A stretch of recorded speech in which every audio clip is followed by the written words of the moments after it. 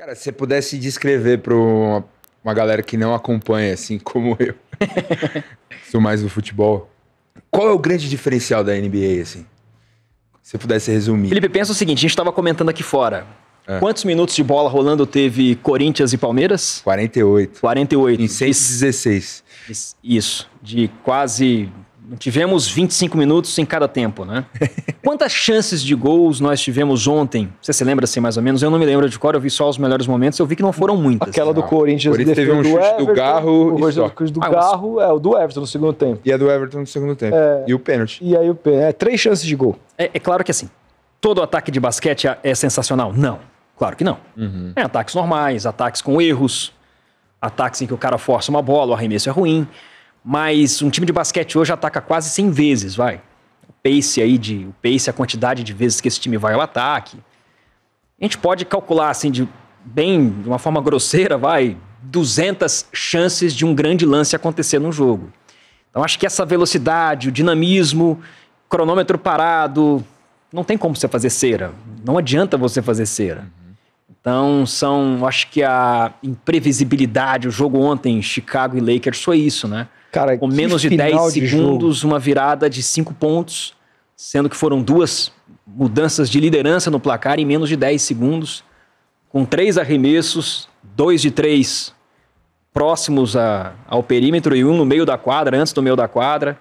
Então, aliás, parabéns pela narração, viu? Puta que pariu, cara. Obrigado. Espetacular. Então, acho que esse dinamismo do basquete é apaixonante. É claro assim, o futebol ele é apaixonante, ele é tenso, ele é intenso. Acho que a carga dramática de você, por vezes, ter só um lance. Argentina e Holanda, semifinal da Copa. Foi um jogo brigado, duríssimo aqui no Brasil. Mas foi um jogo com a carga dramática tão grande, eu narrei aquele jogo, que eu não me esqueço daquele jogo. Eu me lembro de cada detalhe daquele jogo. O carrinho do Mascherano para salvar seria o gol da Holanda.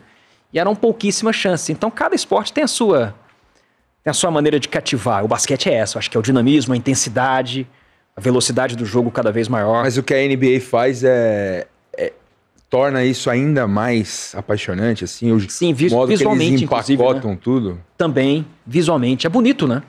Você olha, você fica encantado. Você já... Brilha, né? Tudo brilha. Isso, você é atraído... Tudo brilha. Até o pacote de cores mesmo, você olha assim, vivo, né? O amarelo é amarelo. Não é esse negócio da seleção brasileira que é um vômito.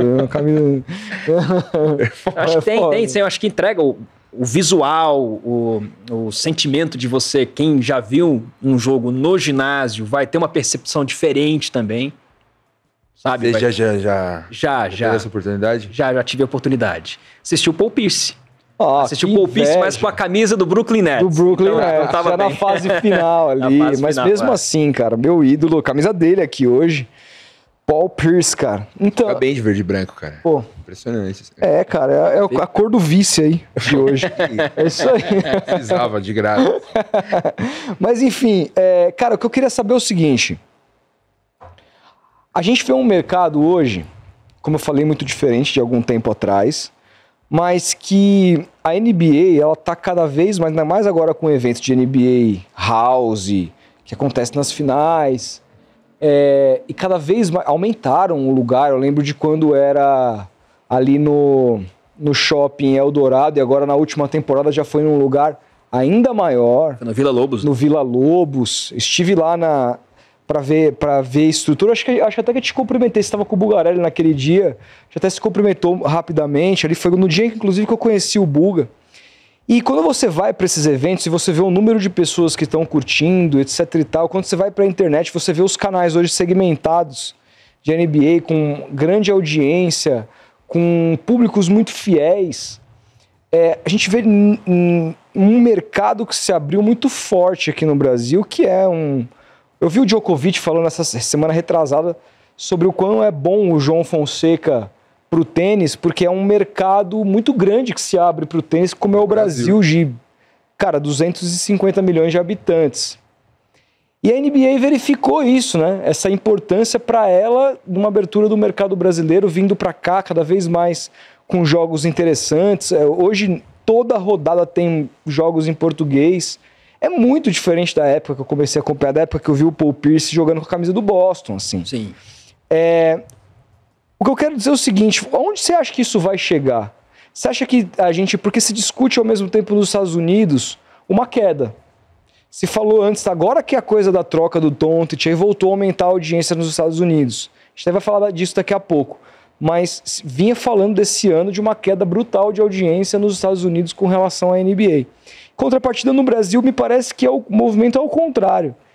Cada vez mais adeptos a cada ano que passa. Onde você acha que vai chegar em termos de magnitude esse esporte? Você acha que a NBA vai chegar em algum momento no Brasil a deixar de ser um nicho? Porque é um nicho muito forte, mas ainda é um nicho.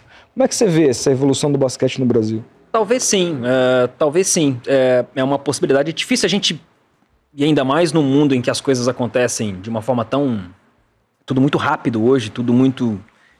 As coisas se alteram e alternam de uma maneira muito rápida, muito imediata. Você acha que passa por mais brasileiros? Talvez sim. E é um esporte que o brasileiro gosta. O brasileiro gosta do basquete. O brasileiro gosta de ganhar. Isso sem dúvida. Tem um asterisco aí nesse ponto. Mas ele gosta de basquete. Ele gosta do vôlei, ele gosta mais de ganhar, mas ele gosta também do vôlei. Ele gosta de automobilismo, sim. Claro que ele gosta mais de ganhar, mas ele gosta. Então ele gosta do esporte. Eu vejo um espaço enorme. E assim, ninguém tira espaço de ninguém. Que esporte é gostoso de você acompanhar. Eu trabalho hoje na NBA, trabalho com basquete praticamente e faço transmissões. Se eu não estou na transmissão, eu estou no programa. No resumo diário que a gente tem no canal da NBA Brasil.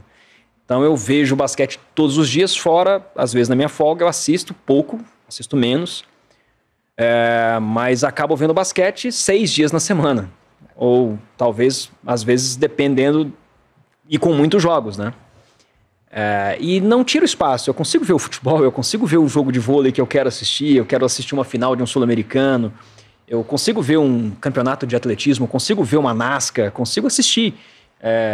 Claro, né, dependendo do tempo, mas eu acho que não tira o espaço. Então, tem tudo para crescer. Porque envolve emoção, envolve dinamismo, acho que envolve um interesse do público jovem, acho que tem uma atratividade para a galera que está chegando. Golden State Warriors, quando cresceu em 2014, do primeiro título, foi um negócio arrebatador, né? Era o time modinha, né? Quantidade de... Camisa do Golden State você vê na rua, cara. Quantidade de gente que torce pro Golden State Warriors.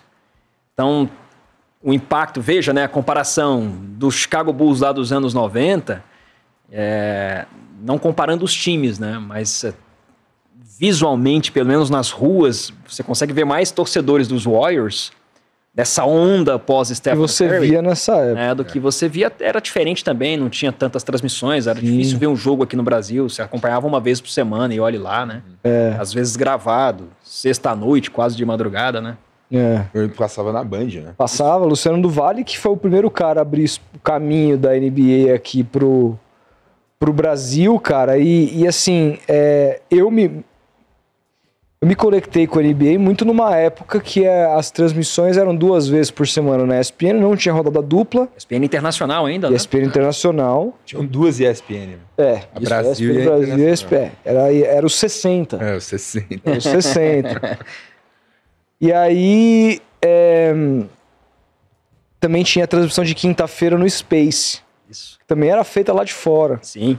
Feita lá de fora e tudo mais. Fábio Malavasi. Fábio Malavasi. Grande cara. E ali, cara, ali eu comecei a assistir, teve influência do videogame, jogava NBA, jogava os jogos na época, os NBAs live do Super Nintendo. Esse eu joguei. E o caralho, a gente jogava, então assim, você queria saber quem que era aqueles bonecos que você jogava. Quem raios é o Kevin Garnett, que é bom pra caralho no jogo? Aí você ia ver o cara jogar. Quem raios que é o Tim Duncan? E aí você vê o cara jogar, aí você meio que... É igual futebol. É igual, até porque assim, se eu pensava assim, pô, se eu assistir essa porra, eu vou saber quem são os caras bons e eu vou dar o pau no meu primo no jogo. Entendeu? Já jogava com o Boston? Ainda não, eu comecei... Então, Boston acontece em 2010, num jogo contra o New York Knicks, que é uma virada que eu assisti na ESPN. Legal. Um jogo absolutamente emocionante, que eu tinha uma raiva do Boston, porque eu só passava jogo do Boston. Era o time do Big Three.